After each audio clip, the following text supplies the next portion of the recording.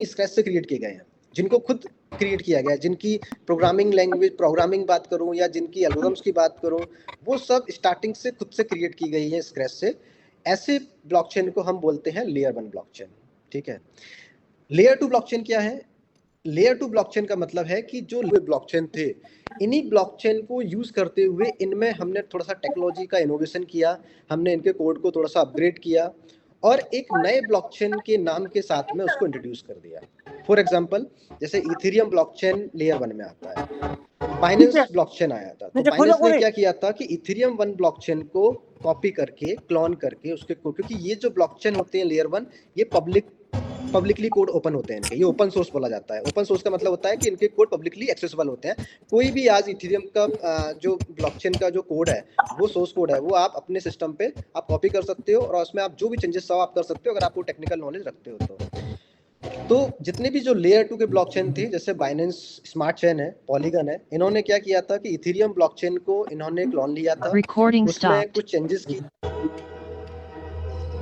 Changes किए उन्होंने उसमें, और चेंजेस करने के बाद नया एक नाम देके और उसको इंट्रोड्यूस किया, जिसको आज जैसे बाइनेंस स्मार्ट चेन है, पॉलीगन है, कई सारे सोलाना है, कई सारे जो ब्लॉकचेन है, ये कहीं ना कहीं लेयर 2 पे काम कर रहे हैं।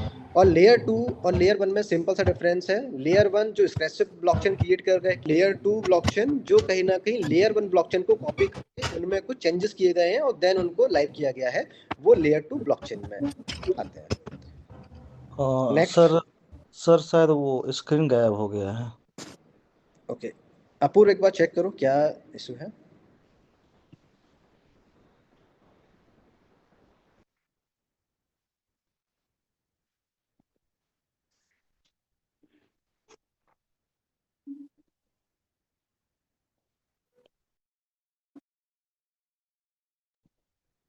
वापस से शेयर स्क्रीन कीजिए।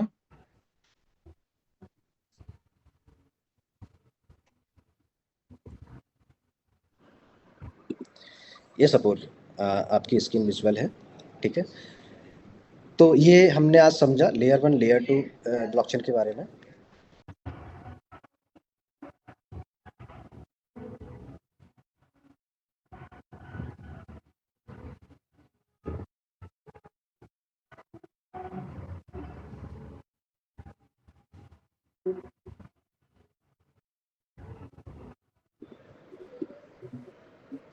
ठीक है, हम हमने देखा अभी हर ब्लॉकचेन में कहीं ना कहीं एक टर्मिनोलॉजी आई थी, कंसेंसस मैकेनिज्म।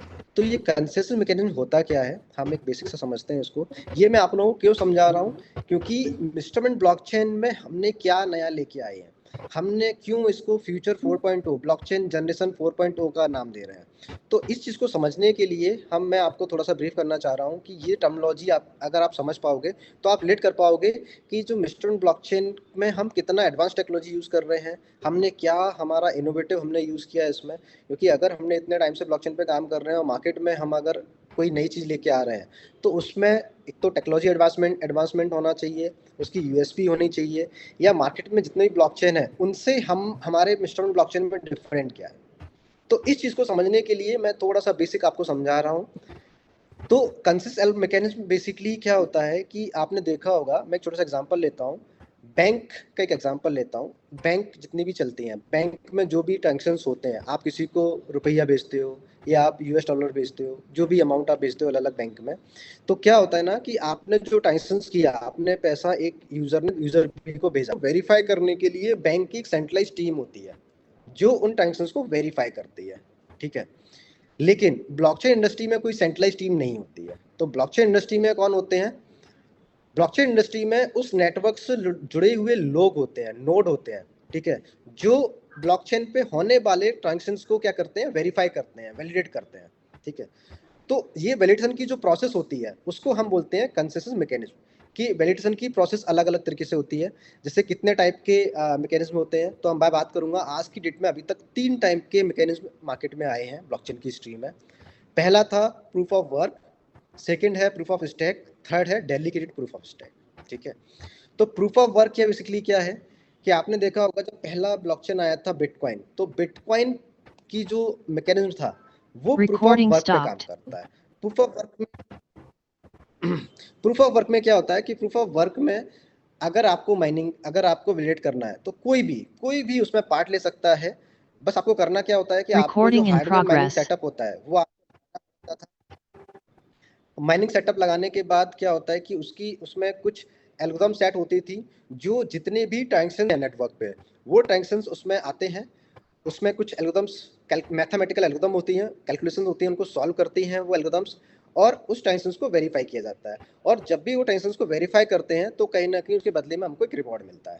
तो आपने देखा होगा बिटकॉइन माइनर्स करके बहुत सारे आपने नाम सुना होगा कि बिटकॉइन की माइनिंग करने वाले कई कई बिटकॉइन माइनिंग कंपनीज हैं या कोई इंडिविजुअली है जो बिटकॉइन की माइनिंग कर रहे हैं।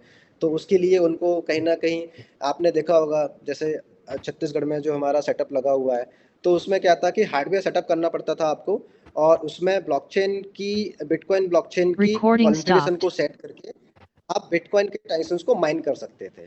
ठीक है, जो मशीन्स होती थी वो क्या करती थी कि उन ट्रांजैक्शंस को वेरीफाई करती थी और उसके बदले में एक रिवॉर्ड जनरेट होता था। ठीक है, इसको बोलते हैं प्रूफ ऑफ वर्क। अब प्रूफ ऑफ वर्क के कुछ एडवांटेज भी थे, कुछ डिसएडवांटेज भी थे। तो मैं बात करूंगा कि एडवांटेज की बात की जाए तो डेफिनेटली कि उसने एक अपॉर्चुनिटी दी लोगों को कि जो कोई भी लोग आके पब्लिकली आके कोई एज अ लेमैन कोई भी पर्सन आके उस ब्लॉकचेन माइनिंग का हिस्सा बन सकता था। उसमें वो अपना सेटअप करके Recording in blockchain progress. Transactions को वेरीफाई करके ले सकता था। ठीक है, तो बट उसका सबसे बड़ा जो जो मेजर डिसएडवांटेज थे उसके, वो दो मेजर डिसएडवांटेज थे। पहला तो क्या कि इसके कारण क्या हो रहा था कि आपने देखा होगा जब आप सर्वर लगाते हो तो आपको ये सर्वर 24 आवर्स रन करने पड़ते हैं। अब बड़ी बड़ी माइनिंग मशीन्स 24 आवर्स चलते हैं, तो सबसे पहले तो क्या होता है कि सबसे ज़्यादा इलेक्ट्रिक कंजम्पशन होता है। ठीक है, बहुत ज़्यादा इलेक्ट्रिसिटी 24 आवर्स उसमें कंजप्शन होता है, तो उसके कारण हीट जनरेट होती है। तो जो ग्लोबल वार्मिंग पे जो इफेक्ट पड़ रहा था, ग्लोबल वार्मिंग का जो डैमेज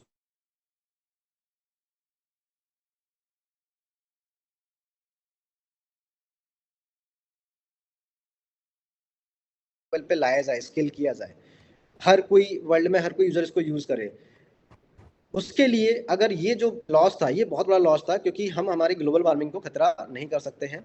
इसीलिए फिर इस टेक्नोलॉजी पे और काम किया गया और इसमें एक नया कॉन्सेप्ट लाया गया, proof of stack. Proof of stack में ये जो प्रॉब्लम थी कि एनर्जी इफिशियंसी का, इसको सॉल्व किया गया। और प्रूफ ऑफ स्टैक में आप देखोगे कि इसमें आपको बहुत बड़ी माइनिंग हार्डवेयर सेटअप नहीं करना पड़ता है। ठीक है, आपको इलेक्ट्रिसिटी वगैरह यूज नहीं करना पड़ता है, जिससे आपके जो ग्लोबल वार्मिंग का जो चैलेंज था, जो खतरा था, इससे सॉल्व किया है। टेक में जैसे आपने देखा होगा तो इथेरियम इथेरियम थोड़ा एग्जांपल है, जो पहले प्रूफ ऑफ वर्क पे काम करता था। ठीक है, लेकिन उसने क्या किया, उसने अपनी टेक्नोलॉजी को अपग्रेड किया, अपने ब्लॉकचेन को अपग्रेड किया और उसने प्रूफ ऑफ स्टैक में कन्वर्ट कर लिया। तो पहले जो लोग इथेरियम की हार्डवेयर मशीन्स को लगा के उसको जो माइनिंग करते थे, आज देखा होगा आपने कि आप 32 इथेरियम को स्टैक करके आप इथेरियम की माइनिंग कर सकते हो, इथेरियम के रिवॉर्ड जनरेट कर सकते हो। तो कहीं ना कहीं क्या किया कि इस चैलेंज को, इस प्रॉब्लम को प्रूफ ऑफ स्टैक ने सॉल्व कर दिया। ठीक है, और टेक्नोलॉजी इनोवेट हुई। ठीक है, मेरा क्या है उसको, मेरा मीटिंग चालू हो गया तो नेक्स्ट कर दो इसमें उसको प्रूफ ऑफ वर्क वीडियो के बना बाद के प्रूफ तो ऑफ उसको स्टैक ये पे आ ब्लैक जाओ। बोर्ड किया, उसमें फोन करना।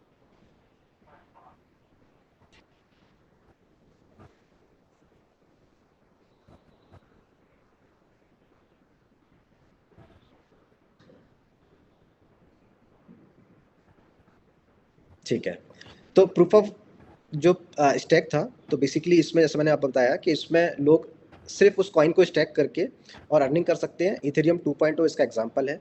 अब इसके भी कुछ प्रॉस एंड कॉन्स हैं, उसके बारे में बात करते हैं। नेक्स्ट कीजिए।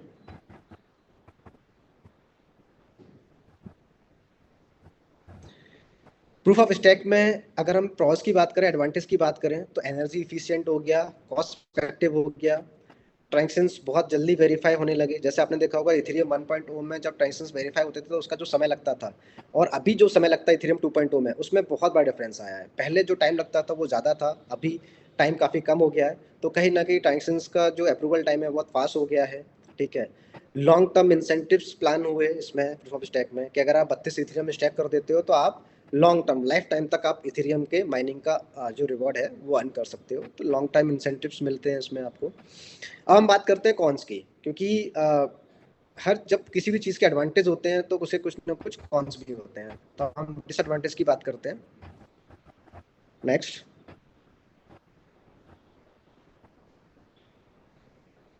ठीक है।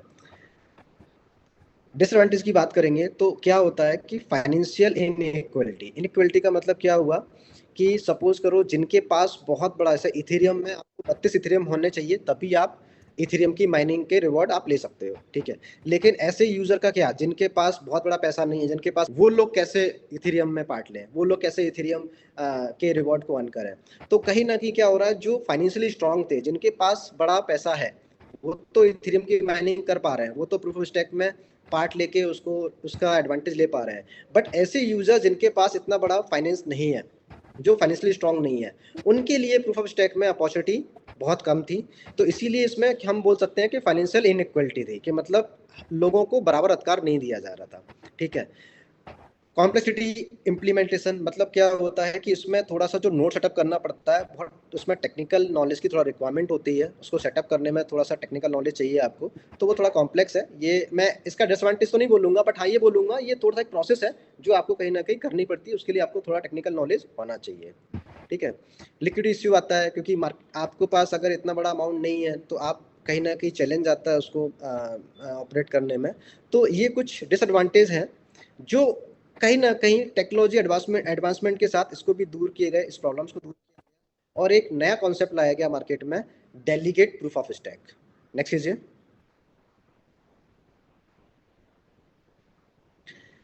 तो ये एक नया मैकेनिज्म है जो फ्यूचर ब्लॉकचेन टेक्नोलॉजी पे 4th जनरेशन पे काम कर रहा है।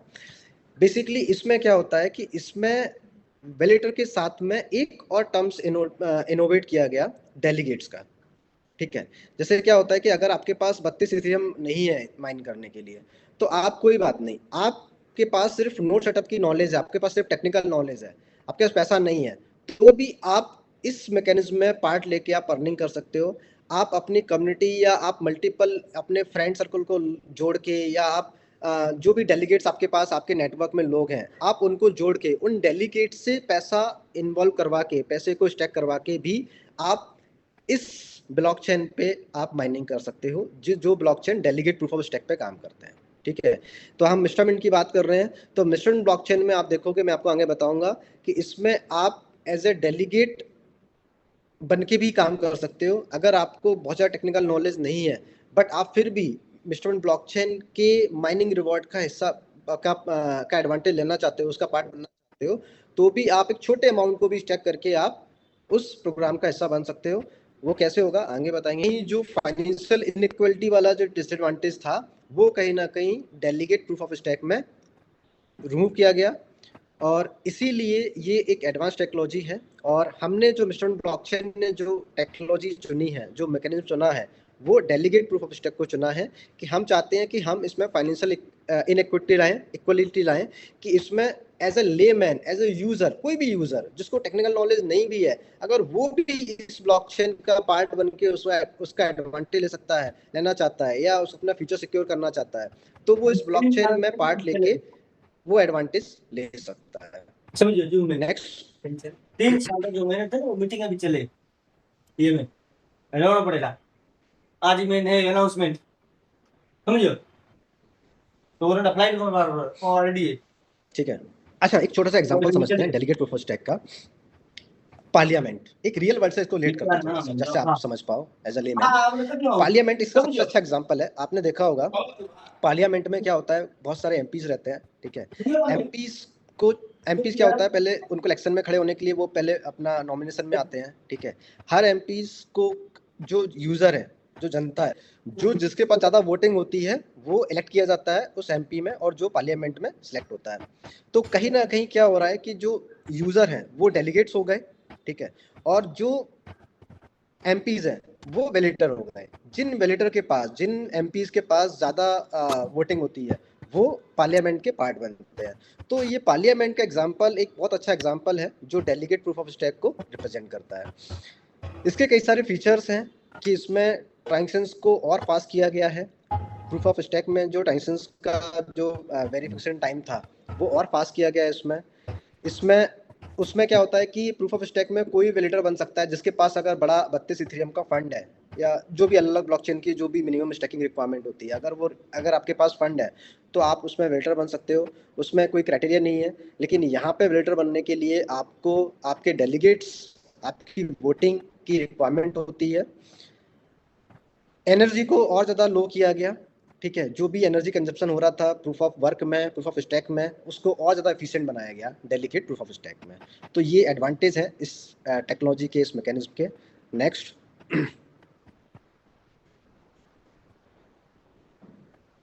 ठीक है, नेक्स्ट।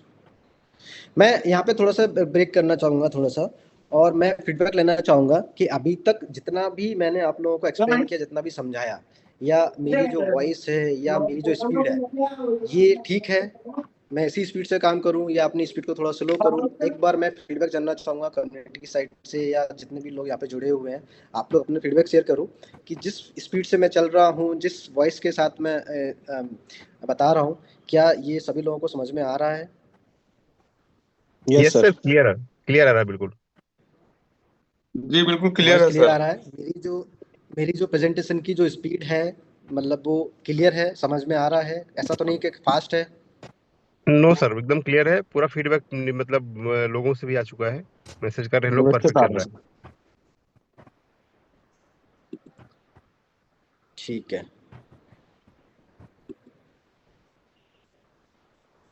चलिए मैं भी देख लेता हूँ। ठीक है, लोगों का फीडबैक आ रहा है। ठीक है, thank you so much for the feedback. तो अब हम बात करने वाले हैं इंस्ट्रूमेंट ब्लॉकचेन के बारे में। तो बहुत बेसब्री से इंतजार कर रहे थे इस ब्लॉकचेन को जानने के लिए।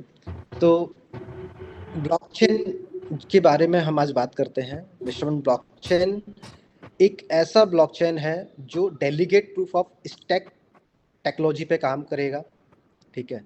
और इसमें हम अपॉर्चुनिटी दे रहे हैं वैलिडेटर्स को और डेलीगेट्स को कि वो इसमें पार्ट लेके इसका हिस्सा बन के एक पैसिव इनकम, एक अच्छा इंसेंटिव अर्न कर सकते हैं।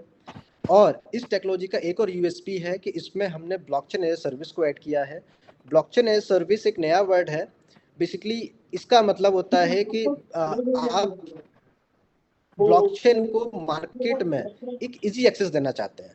जितने भी जो वेब टू एप्लीकेशन चल रहे हैं, आने वाले समय में सारे वेब टू एप्लीकेशन, सारे वेब टू डिजिटल प्लेटफॉर्म कहीं ना कहीं धीरे धीरे वेब 3 में स्विच हो रहे हैं। जिस तरीके से आज देखोगे आप, ब्लॉकचेन टेक्नोलॉजी और क्रिप्टो को लेके मार्केट में जितना अग्रेसिव आ गया है, यूएस में डोनाल्ड ट्रंप के प्रेसिडेंट बनने के बाद तो और ज़्यादा मार्केट में अग्रेसिव आ गया है। वो ओपनली आके गवर्नमेंट लेवल पे उसने बोल दिया है कि वो यूएस को एक क्रिप्टो और ब्लॉकचेन टेक्नोलॉजी और डेमोक्रेट कंट्री बनाएगा। तो कहीं ना कहीं जब एक करता है हर इंडस्ट्री में, तो यूएस जब कोई चीज़ को लीड कर रहा है तो मतलब हर एक कंट्री फॉलो करेंगे उस चीज़ को। तो आने वाला समय फ्यूचर ब्लॉकचेन का है, क्रिप्टो का है, वेब3 टेक्नोलॉजी का है। तो जितने भी जो वेब2 सॉल्यूशंस मार्केट में आज काम कर रहे हैं डिजिटल प्लेटफॉर्म, ये कहीं ना कहीं एक समय के साथ धीरे धीरे वेब3 में शिफ्ट होते जाएंगे। इसका सबसे बड़ा लाइव एग्जांपल रिसेंटली आपने देखा होगा, जियो ने अपना खुद का कॉइन लॉन्च किया। आप देखो, रिलायंस इंडिया में एक बड़ा नाम है, एक बड़ी कंपनी है, ठीक है, हर कोई जानता है रिलायंस एक बड़ा ब्रांड है। तो आपने देखा होगा रिलायंस भी वेब3 टेक्नोलॉजी पे काम करना स्टार्ट कर दिया है। उसने अपना खुद का कॉइन लॉन्च किया जियो कॉइन के नाम से, और उन्होंने अपना अभी स्टार्टिंग में अपना एक ब्राउजर लॉन्च किया है जियो सफायर के नाम से, सैफियर या सफायर जो भी आप उसको प्रोनाउंस करते हो।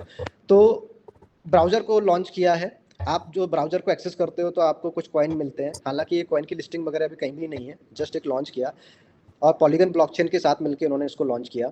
तो मैं इसका बताने का बस मकसद यही था कि आप देखोगे कि जब इतनी बड़ी कंट्रीज गवर्नमेंट लेवल पे इतना ज़्यादा काम हो रहा है और बड़ी बड़ी कंपनीज, रिलायंस जैसी इंडस्ट्रीज जब इस पर काम कर रही हैं, तो आप सोचो बाकी की जितनी भी जो इंडस्ट्रीज हैं वो भी कहीं ना कहीं अब सोचने में जियो जैसी कंपनी जब टेक्नोलॉजी पे काम कर रही है, कुछ नया वेब3 पे लेके आ रही है, तो हम लोग को भी कुछ ना कुछ करना चाहिए। तो जब कोई एक बड़ी हिरार्की में जो बड़े लेवल के लोग होते हैं, जब कुछ बड़ा काम करते हैं, बड़ी कंपनी जो काम करती है, तो उससे जो नीचे वाली जो कंपनीज होती हैं, लोग होते हैं, वो भी सेम हिरार्की फॉलो करते हैं, वो भी धीरे धीरे टाइम के अकॉर्डिंग अपने आप को अपग्रेड करते हैं। तो यहाँ से ये तो समझ में आ रहा है कि आने वाले समय में जितने भी जो वेब2 सॉल्यूशंस हैं वो कहीं ना कहीं धीरे धीरे वेब3 सॉल्यूशंस में माइग्रेट होंगे, ठीक है।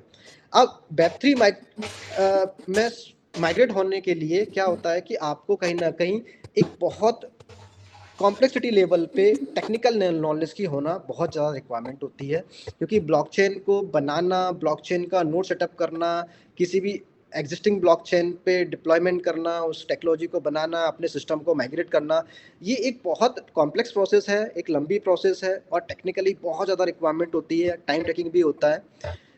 तो हम चाहते हैं कि हम जब फ्यूचर में हर एक सॉल्यूशन वेब3 में माइग्रेट होने वाला है, तो क्यों ना इस प्रोसेस को थोड़ा इजी बनाया जाए। मतलब कि जितने भी जो वेब2 सॉल्यूशन है वो उनको वेब3 का एक्सेस सिंप्लीफाई किया जाए, वो कहीं ना कहीं इजी तरीके से अपने सिस्टम को वेब2 इस ब्लॉकचेन को यूज करते हुए, उसको हम नाम बोलते हैं, टर्मिनोलॉजी बोलते हैं ब्लॉकचेन एज ए सर्विस। ठीक है, कि हम ब्लॉकचेन को एज ए सर्विस कोई भी यूज कर सकता है यहाँ पे।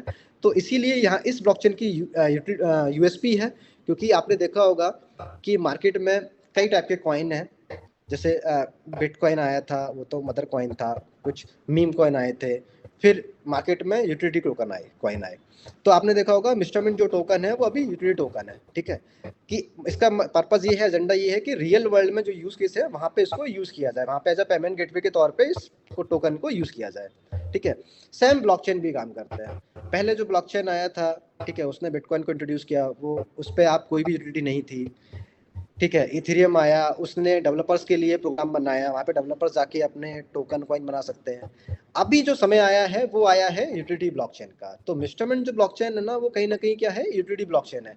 यहाँ पे रियल वर्ल्ड के जितने भी सॉल्यूशंस हैं उनको आप इस ब्लॉकचेन पे आके आप एज ए यूटिलिटी आप क्रिएट कर सकते हो, उसको डिप्लॉय कर सकते हो।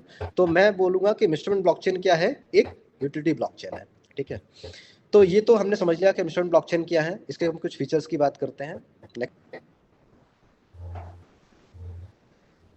तो मिस्टरमेंट ब्लॉकचेन के कुछ फीचर्स हैं, यूएसपीज हैं, हम देखेंगे उनको। आप नेक्स्ट कर दो उसको, सभी एक साथ कर दो। तो ब्लॉकचेन एज सर्विस, इसका जो मेजर फीचर है जिसका मैंने एक्सप्लेन किया अभी, कॉइन या टोकन डेलीगेशन। ठीक है, ये क्या है आगे बताएंगे इसको। पैसिव इनकम, कोई भी यूजर इसका पार्ट बनके, इस ब्लॉकचेन का हिस्सा बनके अपनी पैसिव इनकम कर सकता है। कम्युनिटी गवर्नेंस, इसको थोड़ा समझते हैं, ये बहुत इंपॉर्टेंट पार्ट है। गवर्नेंस का मतलब होता है कि चूंकि हम जैसा जानते हैं ना कि वेब3 और ब्लॉकचेन डिसेंट्रलाइज तरीके से काम करता है, तो हम इस ब्लॉकचेन को 100% डिसेंट्रलाइज बनाना चाह रहे हैं। ठीक है, डिसेंट्रलाइज का मतलब होता है कि इस ब्लॉकचेन पे कुछ भी एक्टिविटी हो, वो पूरा कंट्रोल उस ब्लॉकचेन की पे जो लोग कनेक्टेड हैं, जो नोड कनेक्टेड हैं, जो भी इस ब्लॉकचेन को यूज कर रहे हैं, जो इसके ब्लॉकचेन के कॉइन के स्टैक होल्डर हैं, उनके पास पूरा पावर होना चाहिए, पूरा कंट्रोल होना चाहिए। किसी भी एक्टिविटी को करने के लिए उसका अप्रूवल होना चाहिए। जब पूरी कम्युनिटी, इस ब्लॉकचेन की जितनी भी कम्युनिटी है, जब प्रॉपर उनकी वोटिंग के थ्रू जब डिसीजन होगा, जब वोटिंग में 51% का वोटिंग का परसेंटेज आएगा, तभी वो एक्टिवली इम्प्लीमेंट होगा। ठीक है, विदाउट कम्युनिटी अप्रूवल यहाँ पे कोई भी चीज सेंट्रलाइज लेवल पे ऑपरेट नहीं हो सकती है। जैसे इथेरियम था, इथेरियम ने 1.2 से 2.2 में माइग्रेट कर लिया था। ठीक है, वहाँ पे उन्होंने कोई गवर्नेंस का यूज नहीं किया।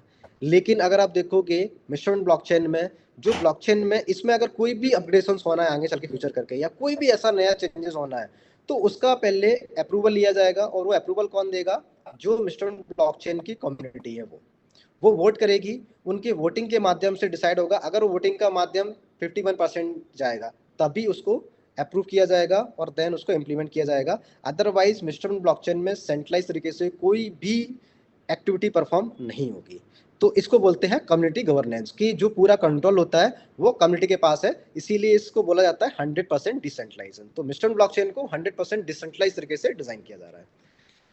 High speed and performance definitely, क्योंकि आपने देखा होगा आने जितने भी बिटकॉइन आया, उसके इथेरियम आया, और भी कई ब्लॉकचेन आए, ये कहीं ना कहीं समय के साथ साथ स्पीड बढ़ाते गए हैं, गैस फी को कम करते गए हैं, एनर्जी इफिशिएंट होते गए। हम भी जब मार्केट में आ रहे हैं तो हम और टेक्नोलॉजी एडवांसमेंट के साथ में आए हैं, तो हमने क्या किया है कि हमने और स्पीड को फास्ट किया हमारे ब्लॉकचेन में।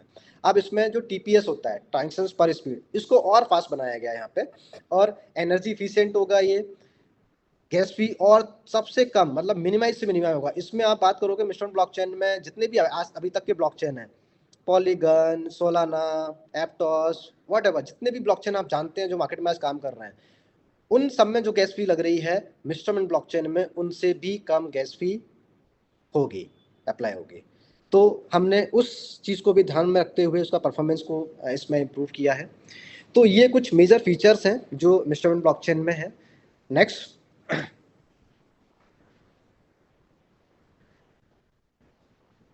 अब हम बात करेंगे targeted domain areas for instrument blockchain, कि हम जो ब्लॉकचेन बना रहे हैं, हमारा ब्लॉकचेन बनाने का पर्पस क्या है, हम किन लोगों तक पहुंचना चाहते हैं, हम क्या चाहते हैं, इस ब्लॉकचेन को यूज करने वाले लोग कौन हो। जैसे इथेरियम को जब ब्लॉकचेन आया था तो उसको यूज करने वाले लोग डेवलपर्स थे, कि वो अपने स्मार्ट कॉन्ट्रैक्ट को बना के उस पर रन कर रहे थे, टैब एप्लीकेशन वहाँ पे डिप्लॉय हो रही थी। तो ऐसे ही हर एक ब्लॉकचेन का पर्पस होता है। जब पॉलीगन ब्लॉकचेन आया था तो उसने गेमिंग इंडस्ट्री को टारगेट किया था, जिस थी वो वहाँ पे अपने गेमिंग प्लेटफॉर्म को वहाँ पे ऑनबोर्ड कर रहे थे, डिप्लॉय कर रहे थे, जिससे पॉलीगन ब्लॉकचेन को पॉपुलैरिटी मिली थी। तो हर एक ब्लॉकचेन की ना यूएसपी होती है, उनका एक टारगेटेड डोमेन होता है जिसको वो चाहते हैं कि उस ब्लॉकचेन को वहाँ पे उस एरिया में उस डोमेन में उसको यूज किया जाए। ठीक है, तो इंस्ट्रूमेंट ब्लॉकचेन को हमने थोड़ा सा वाइड एरिया रखा हुआ है। हम चाहते हैं कि इसमें मल्टीपल डिपार्टमेंट, मल्टीपल डोमेन इसको एक्सेस करें, क्योंकि हम इसको पूरा यूनिवर्सल बनाना चाहते हैं। ऐसा नहीं कि हम एक डोमेन या एक इंडस्ट्री वाइज इसको सेंट्रिक रखें। तो हमने इसको जेनरिक डिजाइन किया है। तो अगर देखोगे तो हमने सबसे पहले इसमें टारगेट किया है कि गवर्नमेंट लेवल के प्रोजेक्ट्स भी इसमें डिप्लॉय किया जाए। ठीक है, क्योंकि आने वाले समय में जैसे हर कंट्री की गवर्नमेंट कहीं ना कहीं वेब3 पे काम करेगी, तो हम चाहते हैं कि गवर्नमेंट लेवल के जो प्रोजेक्ट्स हैं, इंडियन गवर्नमेंट बहुत अग्रेसिवली काम करेगा, मुझे पता है जितना वो काम कर रहा है बैकग्राउंड में, और आने वाले समय में कई सारे गवर्नमेंटल प्रोजेक्ट आपको मिलेंगे, देखने को मिलेंगे ब्लॉकचेन टेक्नोलॉजी के साथ में। तो हम चाहते हैं कि इस ब्लॉकचेन को में गवर्नमेंट प्रोजेक्ट को भी टारगेट किया जाए, कि गवर्नमेंट प्रोजेक्ट भी इस ब्लॉकचेन को यूज़ करके ऑपरेट हो सके। तो गवर्नमेंट हमारा टारगेट एरिया है। एंटरप्राइज का मतलब होता है कि जितनी भी जो बड़ी लेवल की कंपनीज होती हैं, जो क्लोज कंपनीज होती हैं, क्या होता है ना कि ब्लॉकचेन एक होता है प्राइवेट ब्लॉकचेन। ठीक है, पब्लिक ब्लॉकचेन में जितने भी जो एक्टिविटी होती हैं, जो भी ट्रांजेक्शंस होते हैं, वो पब्लिकली कोई भी यूजर उसको देख सकता है। जैसे बिटकॉइन के ट्रांजेक्शंस हैं, इथेरियम के ट्रांजेक्शंस हैं, उसमें जितने भी ट्रांजेक्शंस हो रहे हैं कोई भी यूजर करता है, तो कोई भी यूजर उस सारे ट्रांजेक्शंस को देख सकता है पब्लिकली, ट्रांसपेरेंटली। ठीक है, लेकिन अगर आपको सपोज करो हमारी इंस्ट्रूमेंट की खुद की एक कम्युनिटी है, हम एक एंटरप्राइज कंपनी है, हम चाहते हैं कि हम एक ऐसा प्रोडक्ट बनाएं, ठीक है, जो हमारी कम्युनिटी है सिर्फ वही उस ब्लॉकचेन को यूज कर सकें, वही उस ब्लॉकचेन को कोई ना कोई एक्टिविटी परफॉर्म कर सकें, और वही लोग जो ब्लॉकचेन पे जितने भी एक्टिविटी हो रही हैं, जितने भी ट्रांजेक्शंस हो रहे हैं, उनको देख सकें। बाहर का कोई मेंबर, इंस्ट्रूमेंट कम्युनिटी के बाहर का कोई मेंबर उसको एक्सेस नहीं कर पाए, तो ये बोलते हैं हम एंटरप्राइज ब्लॉकचेन, मतलब प्राइवेट ब्लॉकचेन। ठीक है, तो ऐसे ब्लॉकचेन जो कहीं ना कहीं प्राइवेटली एक्सेस हो रहा है, एक पर्टिकुलर कंपनी के अंदर एक पर्टिकुलर कम्युनिटी उसको एक्सेस कर रही है। ठीक है, तो वो एंटरप्राइज ब्लॉकचेन यूज होते हैं। जैसे आपने देखा होगा बहुत सारी आज की डेट में सप्लाई चेन इंडस्ट्री है, जो लॉजिस्टिक इंडस्ट्री है, मैन्युफैक्चरिंग इंडस्ट्री है, वो क्या कर रहे हैं आजकल अपनी पर्टिकुलर कंपनी के लिए कि उनके कंपनी के एम्प्लॉय ही उसको यूज कर पाए। ठीक है, तो वो प्राइवेट ब्लॉकचेन को यूज कर रहे हैं, एंटरप्राइज ब्लॉकचेन को यूज कर रहे हैं। जो हमारा ब्लॉकचेन है ये दोनों तरीके से काम करेगा। अगर कोई यूजर इसको प्राइवेटली यूज करना चाहता है तो प्राइवेटली ब्लॉकचेन भी यूज कर सकता है। अगर कोई इसको एंटरप्राइज लेवल पे यूज करना चाहता है, वो चाहता है कि नहीं मैं इस अपना जो प्रोडक्ट बनाऊं इंस्टेंट ब्लॉकचेन पे, वो मेरा प्रोडक्ट या मेरा नेटवर्क सिर्फ मेरी कम्युनिटी के लोग ही यूज करें, या मेरे सिर्फ कंपनी के एम्प्लॉय ही उसको यूज करें, तो आप प्राइवेटली भी ब्लॉकचेन इंस्ट्रूमेंट पे आप लोग बना सकते हो, अपने प्रोजेक्ट को डिप्लॉय कर सकते हो। तो इसीलिए एंटरप्राइज, क्योंकि आने वाले समय में सप्लाई चेन इंडस्ट्री बहुत बड़ी इंडस्ट्री है जो कहीं ना कहीं काम कर रही है ब्लॉकचेन पे। तो जैसे IBM काम कर रहा है, और भी कई सारी कंपनीज हैं जो ब्लॉकचेन पे काम कर रही हैं।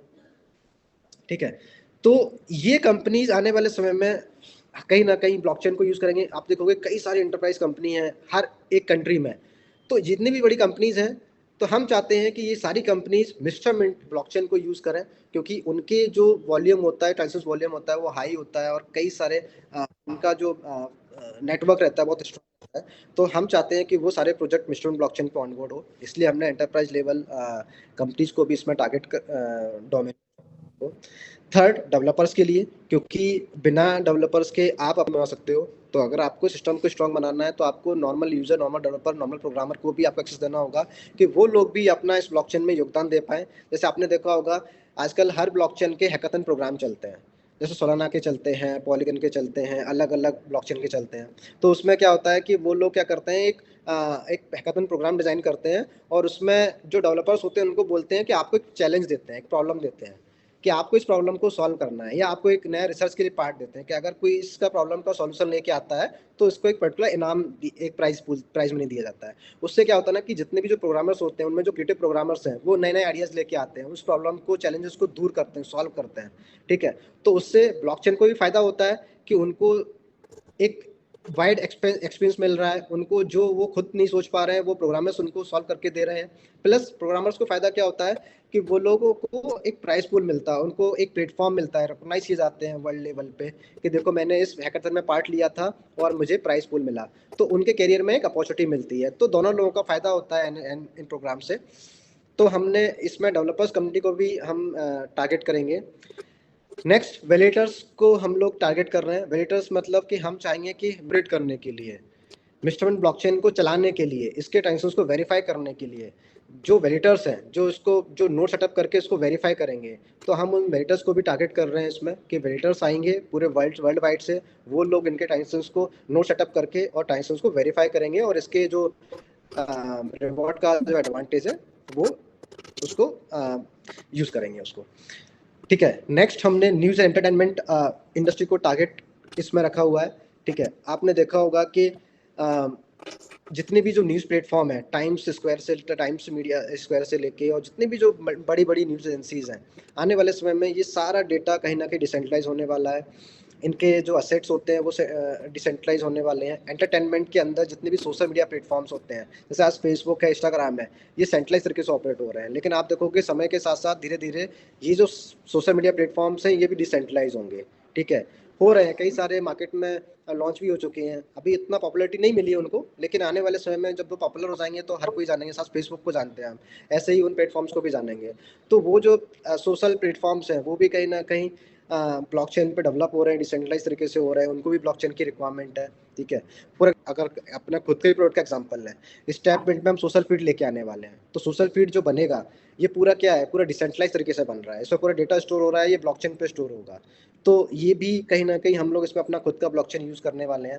तो जितने भी ये जो न्यूज़ प्लेटफॉर्म हो गए या जो सोशल मीडिया प्लेटफॉर्म हो गए, एंटरटेनमेंट रिलेटेड हो गए, ये भी प्लेटफॉर्म्स को हम टारगेट कर रहे हैं कि वो भी मिस्टरमेंट ब्लॉकचेन को यूज करके इस अपने प्लेटफॉर्म्स को डिप्लॉय कर सकते हैं और वेब में माइग्रेट कर सकते हैं। नेक्स्ट हमारा डोमेन है स्पोर्ट्स इंडस्ट्री। जैसे सभी को पता है कि स्पोर्ट्स एक बहुत बड़ी इंडस्ट्री है, इसीलिए हमने हमारा जो यूज केस है स्पोर्ट्समेंट को हम लेके आए हैं, ठीक है। और स्पोर्ट्समेंट पूरा डिसेंट्रलाइज तरीके से ऑपरेट हो रहा है, इसमें ब्लॉकचेन का यूज़ किया गया है। तो आने वाले समय में ये हमने शुरुआत की है, जब ये पॉपुलर होगा, एक बड़ा ब्रांड बन जाएगा, तो उसको देख के कई सारे और स्पोर्ट्स प्लेटफॉर्म काम करेंगे, डिसेंट्रलाइज तरीके से ऑपरेट होंगे, ठीक है। क्योंकि आपने देखा होगा स्पोर्ट्स इंडस्ट्री में मैंने बहुत चैलेंजेस फाइंड किए, ठीक है। स्पोर्ट्स इंडस्ट्री बेसिकली 3 कैटेगरी में काम करती है।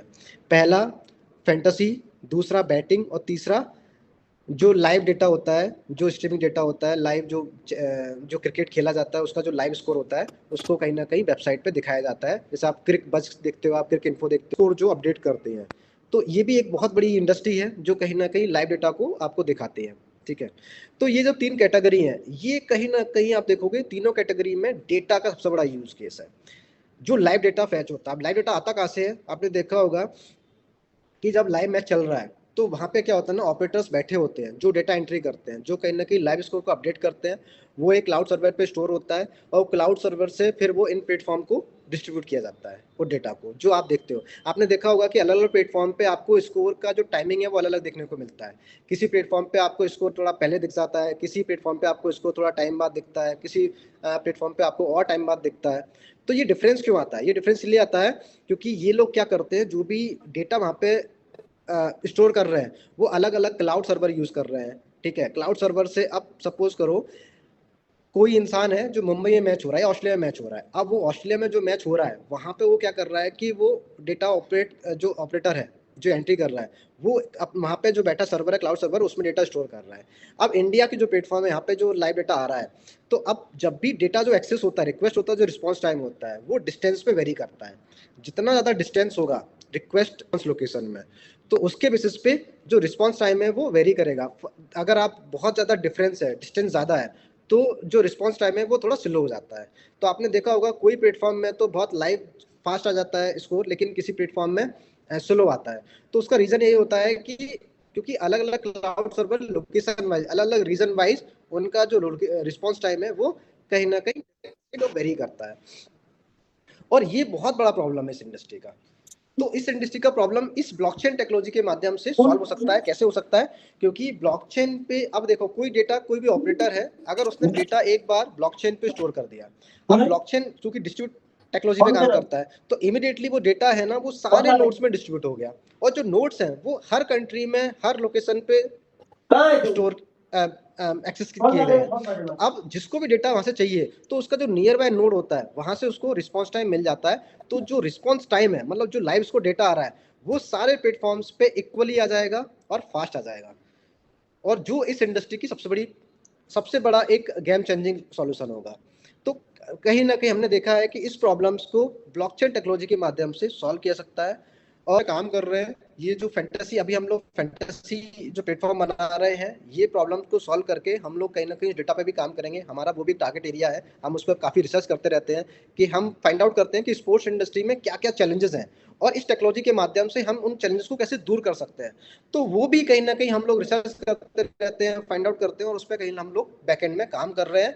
आने वाले समय में देखना कि जितना भी जो स्पोर्ट डेटा है, ये कहीं ना कहीं ब्लॉकचेन के तरीके से डिस्ट्रीब्यूट किया जाएगा, और बहुत फास्ट रिस्पॉन्स टाइम हो जाएगा। और लोगों को जो अभी चैलेंज आता है कि स्कोर में मैनिपुलेशन हो जाता है, कभी एक्यूरेसी प्रॉपर नहीं आ पाती है, लेकिन अगर ये ब्लॉकचेन पे डेटा स्टोर होने के बाद एक्यूरेसी भी प्रॉपर हो जाएगी, बहुत अच्छी हो जाएगी, और रिस्पॉन्स टाइम भी बहुत फास्ट हो जाएगा कि आपको जो लाइव स्ट्रीमिंग डेटा है या जो लाइव स्कोर है वो सभी प्लेटफॉर्म पे इक्वली आपको देखने को मिलेगा। तो आप सोचो कि ये तीनों इंडस्ट्री, बैटिंग, फैंटेसी और न्यूज जो प्लेटफॉर्म है, ये सभी आने वाले समय में वेब3 में स्विच होंगे। तो हम चाहते हैं कि ये सारे प्लेटफॉर्म, हम इस ब्लॉकचेन को इसी तरीके से डिजाइन कर रहे हैं कि सारे प्लेटफॉर्म इस ब्लॉकचेन को यूज करते हुए अपने प्लेटफॉर्म को वेब3 एक्सेस बनाएं। तो हम स्पोर्ट्स इंडस्ट्री को भी टारगेट कर रहे हैं। स्पोर्ट्समेंट हमारा पहला यूज केस। हम गेमिंग इंडस्ट्री को भी टारगेट करेंगे, क्योंकि गेमिंग में देखा होगा कई सारे मोबाइल एप्लीकेशंस आप देखा होगा, ठीक है। तो हम गेमिंग इंडस्ट्री भी एक बहुत बड़ी इंडस्ट्री है, तो हम उसको भी टारगेट कर रहे हैं कि गेमिंग इंडस्ट्री के भी प्लेटफॉर्म्स को हम यहाँ पे ऑनबोर्ड करेंगे।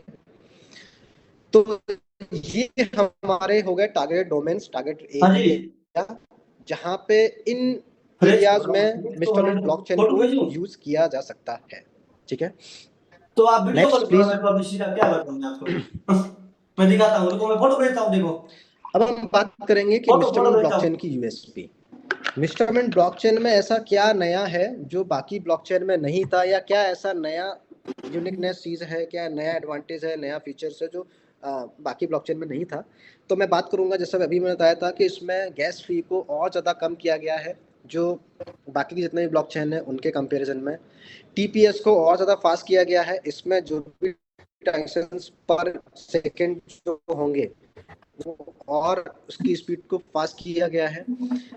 इजी टू यूज डॉक्यूमेंटेशन, अब ये बहुत महत्वपूर्ण है। जो मैंने बताया था ना कि आने वाले जितने भी वेब टू प्लेटफॉर्म है, ये कहीं ना कहीं वेब3 में स्विच होगा, कॉम्पिटिटिव नहीं हो, इजीली वो स्विच हो पाए। तो हम हमारे ब्लॉकचेन में डॉक्यूमेंटेशन और जो प्रोसेस को इतना इजी बना रहे हैं जिससे वो बहुत इजीली तरीके से अपने प्लेटफॉर्म को माइग्रेट कर पाए, स्विच कर पाए। तो वही आप में से पहले ब्लॉकचेन है जो इसको लेके आ रहे हैं, ठीक है। हो सकता है आने वाले समय में और भी ब्लॉकचेन लेके आए, बट अभी तक ऐसा इस इंडस्ट्री में कोई ब्लॉकचेन नहीं है जो इसको लेके आया, ठीक है। रेडीमेड फ्रेमवर्क तैयार करके दे रहे हैं। आपने देखा होगा, इसका छोटा सा एग्जांपल समझते हैं। पहले अगर आपको वेबसाइट बनानी थी अपनी, कोई वेबसाइट, आपको न्यूज़ वेबसाइट हो या आपको कोई इन्फॉर्मेटिव वेबसाइट हो, या आपको सपोज करो आपकी कोई शॉप है, उसको आपको कोई ऑनलाइन ई कॉमर्स वेबसाइट बनाना है, तो आपको पहले क्या करना पड़ता था कि आपको प्रोग्रामर की हेल्प लेनी पड़ती थी, कोडिंग करनी पड़ती थी, कोड लिखना पड़ता था, तब आप वेबसाइट को बना पाते थे। लेकिन आपने देखा होगा कि समय के साथ CMS आए थे। CMS मतलब कंटेंट मैनेजमेंट सिस्टम। आपने नाम सुना होगा वर्डप्रेस का, मेजेंटो का, ओपन कार्ड का।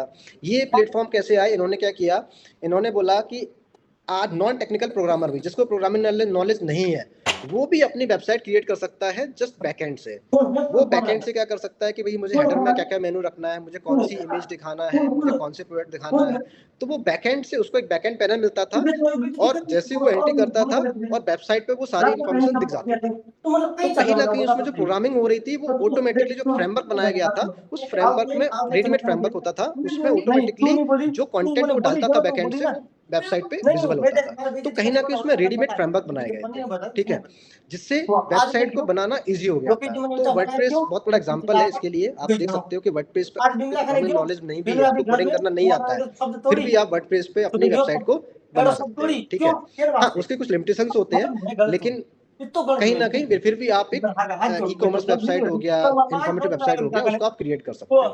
तो ऐसे ही ये जो मिश्रण ब्लॉकचेन है, इसमें हमने कुछ रेडीमेड फ्रेमवर्क बनाए हैं कि अगर कोई भी वेब 2 सॉल्यूशन वेब 3 में कन्वर्ट होना चाह रहा है, किसी भी इंडस्ट्री का हो, जैसे सप्लाई चेन का हो या मैन्युफैक्चरिंग इंडस्ट्री का हो या एग्रीकल्चर का हो या हेल्थ का हो, अगर उसको अपने सॉल्यूशन को वेब 3 पे ले जाना है, तो इस ब्लॉकचेन में कुछ रेडीमेड फ्रेमवर्क रहेंगे, इसको यूज करके वो अपने सॉल्यूशंस को वेब 3 माइग्रेट कर सकता है।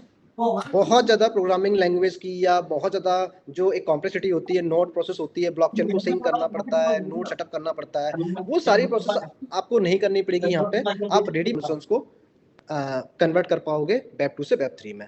तो ये जो चीज है रेडीमेड फ्रेमवर्क, ये अभी तक ब्लॉकचेन की हिस्ट्री में नहीं है। आप किसी भी ब्लॉकचेन में देख लो, आप किसी ब्लॉकचेन में आपको ये रेडीमेड फ्रेमवर्क नहीं मिलेगा। हम मिश्रण ब्लॉकचेन में इस फ्रेमवर्क को लेके आ रहे हैं, जिससे हम वेब 3 एक्सेस को सिंप्लीफाई कर रहे हैं, ब्लॉकचेन को लेमैन यूजर के लिए भी सिंप्लीफाई कर रहे हैं कि हर कोई इसको एक्सेस कर पाए, यूज कर पाए। तो वही नेक्स्ट पॉइंट है, सिंप्लीफाई वेब 3 जर्नी, कि एक लेमैन यूजर भी अगर वो ब्लॉकचेन में कुछ करना चाह रहा है, अपना कुछ वेब 3 का प्रोडक्ट बनाना चाह रहा है, तो वो भी सिंपल तरीके से इसको यूज करके उसको बना पाए। ये हमारा मोटिव है, जिससे हम चाहते हैं कि max to max user blockchain technology का और क्रिप्टो टेक्नोलॉजी का एडवांटेज ले पाए।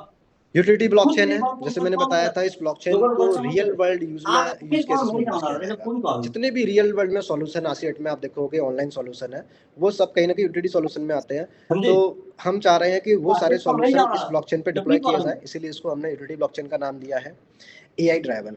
आपने देखा होगा एआई टेक्नोलॉजी का बहुत ज्यादा यूज हो रहा है आज की डेट में, ठीक है, और आज की डेट में कई सारे सॉल्यूशन ब्लॉकचेन और एआई को मर्ज करके बन रहे हैं, मतलब जिसमें क्योंकि ब्लॉकचेन की अलग यूएसपी है और एआई टेक्नोलॉजी की अलग यूएसपी है। कॉम्बिनेशन है वो इतना पावरफुल है कि बहुत ज्यादा एक यूजर को एक यूजर फ्रेंडली प्लेटफॉर्म दे रहे हैं, बहुत ज्यादा प्रॉब्लम सॉल्विंग सॉल्यूशन मार्केट में आ रहे हैं इन टेक्नोलॉजी को यूज करके।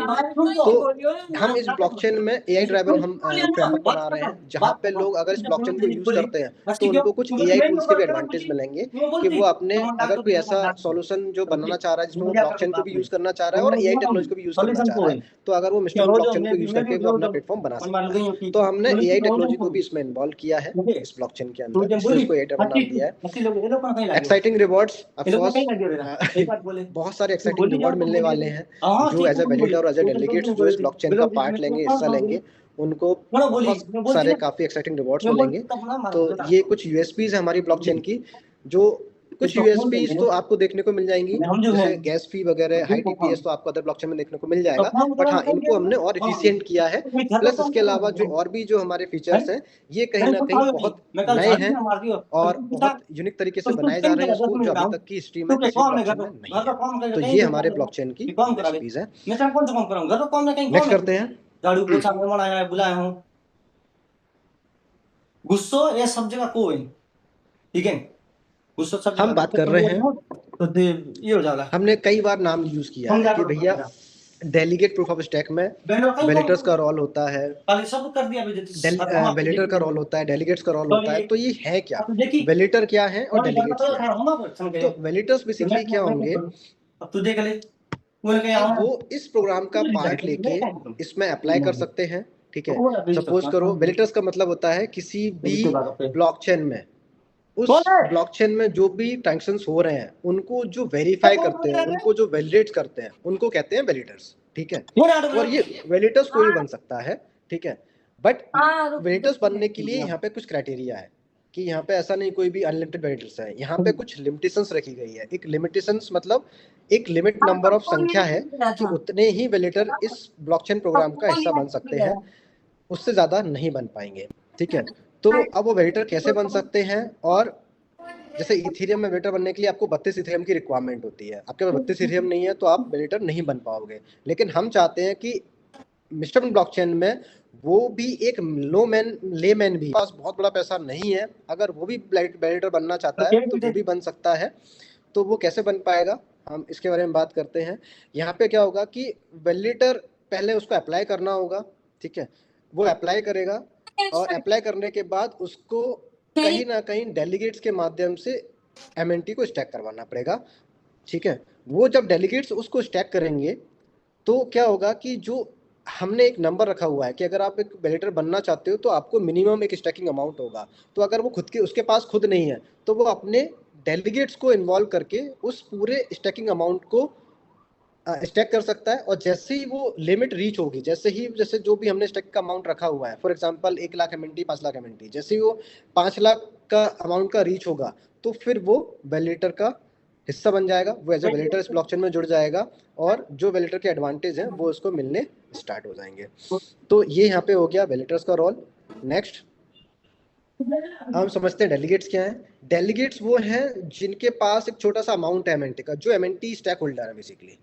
ठीक है, आप देखोगे आज हमारे पास मिश्रण ब्लॉक अभी ब्लॉकचेन में मतलब 1 लाख से भी ज्यादा कहीं ना कहीं 1 लाख बोल रहा हूँ मैं, काफी ज्यादा कहीं ना कहीं एमएनटी होल्डर्स हैं। तो जितने भी जो एमएनटी होल्डर हैं, चाहे वो 10 एमएनटी स्टैक कर रहे होल्ड कर रहे हो, या वो 100 एमएनटी होल्ड कर रहे हो, या वो 1000 एमएनटी होल्ड कर रहे हो, या 1 लाख एमएनटी होल्ड कर रहे हो, कोई भी यूजर जो कहीं ना कहीं अगर वो 10 एमएनटी भी अगर वो होल्ड करता है तो वो भी इस ब्लॉकचेन के पार्ट का हिस्सा बन सकता है। वो किसी भी वैलिडेटर में एज ए डेलीगेट्स बन के, एज ए एमएनटी को अमाउंट को स्टैक करके वो एज ए डेलीगेट्स बन के इस प्रोग्राम का हिस्सा बन सकता है। तो इसमें 2 चीजें हो गई। ठीक है, इसको हम डायग्राम समझते हैं। इसको नेक्स्ट करना, आपको बहुत इजीली समझ में आएगा, आप इस डायग्राम से समझ पाएंगे। ये हमारा नेटवर्क है, आप लेफ्ट साइड में देखोगे ये हमारा नेटवर्क है। ठीक है, आप देखोगे इसमें इस नेटवर्क में जुड़ने के लिए कई सारे वैलिडेटर लोग पहले अप्लाई करेंगे। ठीक है, सपोज करो हमने देखा कि इसमें 1 लाख लोगों ने अप्लाई किया वैलिडेटर बनने के लिए। ठीक है, अब लेकिन हमारे पास नंबर ऑफ वैलिडेटर की संख्या जो है वो लिमिटेड है। हमने माना कि 100 वैलिडेटर हैं जो सिर्फ बन सकते हैं। अब क्या होगा, जितने भी जो वैलिडेटर हैं ये क्या करवाएंगे कि ये वैलिडेटर है, इनके नीचे जो डेलीगेट्स हैं, ये जो आपको ग्रीन कलर में दिख रहे हैं, जो आपको पर्पल में दिख रहे हैं, तो यहाँ पे हमने एग्जांपल लिया कि एक वैलिडेटर ये ए है और ये वैलिडेटर, तो अब वैलिडेटर जो ए है वो अपने डेलीगेट्स के माध्यम, जितने भी एमएनटी के स्टॉक होल्डर हैं, डेलीगेट्स उनको बोल रहे हैं, वो डेलीगेट्स को क्या करवाएगा, स्टैक करवाएगा। ऐसे ही डेलीगेट्स जो वैलिडेटर बी है वो भी क्या करवा रहा है कि अपनी जो भी उसके स्टैक होल्डर है एमएनटी के, उनके माध्यम से एमएनटी को स्टैक करवा रहा है। ठीक है, तो इन दोनों में अब जैसे ये दोनों ऐसे कई सारे वैलिडेटर होंगे अलग अलग जो कहीं ना कहीं डेलीगेट्स के माध्यम से स्टैक करवाएंगे। अब जो लोग इस क्राइटेरिया को फुलफिल कर पाएंगे, ठीक है, वो लोग वैलिडेटर बन जाएंगे। आप देखोगे यहाँ पे 3 वैलिडेटर दिख रहे हैं आपको, 1 2 3।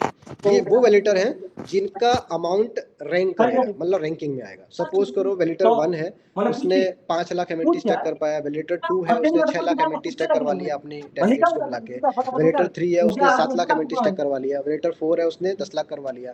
तो अब 4 में सपोज करो सिर्फ 2 बनने हैं, तो जो हाईएस्ट रैंक वाले हैं, जो 10 लाख एमएनटी स्टैक करवाया और 7 लाख एमएनटी स्टैक करवाया, वही सिर्फ वैलिडेटर बन पाएंगे। बाकी के 2 हैं वो वैलिडेटर की लिस्ट से बाहर जाएंगे। बट हाँ, ऐसा नहीं है कि वो परमानेंटली बाहर हो गए, उनके पास भी अपॉर्चुनिटी होगी। वो जैसे ही और ज्यादा अगर स्टैक करवाते हैं डेलीगेट्स को ऐड करके, और जैसे ही वो उस रैंक में कॉम्पीट करते हैं तो वापस से वो, तो यहाँ पे क्या रहेगा कि वैलिडेटर जो आप बन रहे हो ना, इसमें कंपटीशन होगा कि आपको कहीं ना कहीं डेलीगेट्स के माध्यम से आपको स्टैकिंग करवानी होगी, और जिसके पास जितनी ज्यादा हायर स्टैकिंग होगी बेस्ड ऑन रैंकिंग, वो डेलीगेट, वो वैलिडेटर बन पाएगा।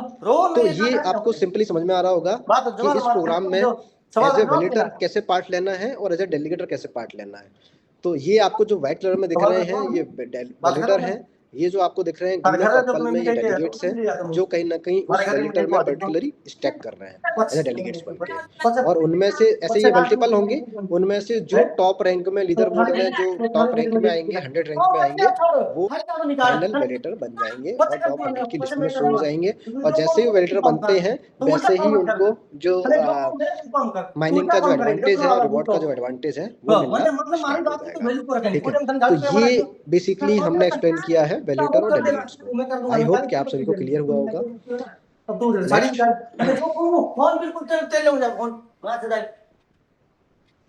अब सिंस इंस्ट्रूमेंट ब्लॉकचेन, जैसे मैंने आपको बताया लास्ट दिल्ली वाले इवेंट में हमने इंस्ट्रूमेंट ब्लॉकचेन का टेस्टनेट लाइव करा। टेस्टनेट का मतलब होता है कि जब भी कोई ब्लॉकचेन बनाया जाता है तो उस ब्लॉकचेन को पहले टेस्ट करने के लिए कि ब्लॉकचेन कितना सक्सेसफुल है, कितना अच्छे तरीके से ऑपरेट हो रहा है, कोई इसमें चैलेंज तो नहीं आ रहा है, तो उसको एज ए टेस्टनेट लॉन्च किया जाता है मार्केट में और उसको टेस्टिंग की जाती है उसकी प्रॉपर तरीके से, ठीक है, कि क्या कोई चैलेंज तो नहीं आ रहा है, कोई प्रॉब्लम तो नहीं आ रही। क्योंकि जब आप कोई नई टेक्नोलॉजी का इनोवेट करते हो तो आपको मार्केट में पहले उसको क्या करना पड़ता है, टेस्ट करना पड़ता है, और आपको रियल कम्युनिटी के साथ में टेस्ट करना पड़ता है।